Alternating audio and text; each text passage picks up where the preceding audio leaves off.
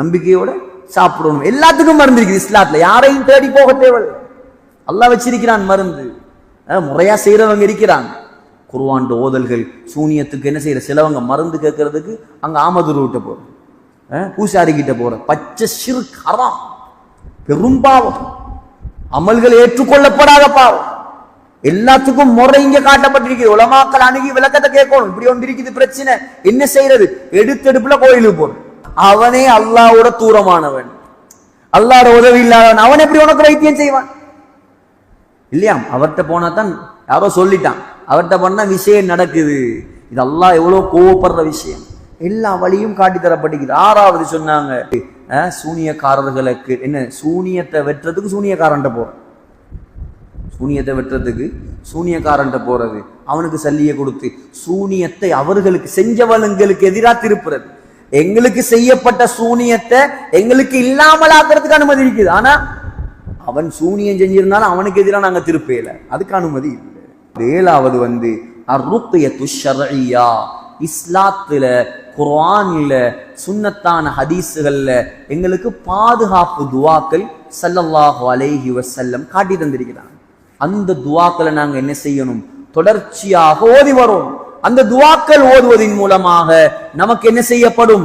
எல்லா சூனியத்தை விட்டும் பாதுகாப்பு கிடைக்கும்.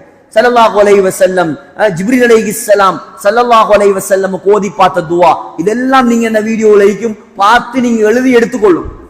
ஓதி வாங்க, உங்களோட பிள்ளைகளுக்கு கேட்டு எழுதி எடுங்க, ஓதி வாங்க. 2-3 துஆக்களை மட்டும் நான் சொல்லித்தரேன், நேரம் போகுது. முதலாவது ஜிப்ரீல் அலைஹிஸ்ஸலாம் ஸல்லல்லாஹு அலைஹி வஸல்லம் ஓதி பார்த்த துஆ தான், பிஸ்மில்லாஹி அர்கீக மின் குல்லி ஷைஇன் யுதீக வல்லாஹு யஷ்ஃபீக. இந்த துஆ ஸல்லல்லாஹு அலைஹி வஸல்லமுக்கு சூனியம் செய்யப்பட்ட நேரம் ஜிப்ரீல் அலைஹிஸ்ஸலாம் வந்து ஓதினர். பவர்ஃபுல்லான துஆ. இன்னொன்று இருக்குது, ஸல்லல்லாஹு அலைஹி வஸல்லம் படிச்சு தந்தாங்க. இப்னு ஆபிஸ் ரலியல்லாஹு அன்ஹுக்கு எந்த நோய் வர்த்தம் வந்தாலும், சூனியம் மட்டும் இல்ல, எந்த நோய் வந்தாலும் ஓதணும், பிஸ்மில்லாஹில் கரீம் அஊது பில்லாஹில் அதீம் மின் ஷர்ரி குல்லி இர்கின் நஆர் வ மின் ஷர்ரி ஹர்ரின் நார். இர்குன் நஆர்ண்டா புடைக்கக்கூடிய நரம்பு. நான் விளக்கம் சொல்லல, துஆ மட்டும் சொல்லி தரேன்னா நேரம் போகுது. அடுத்தது இன்னும் ஒரு துஆ சொல்லி தந்தாங்க ஸல்லல்லாஹு அலைஹி வஸல்லம்.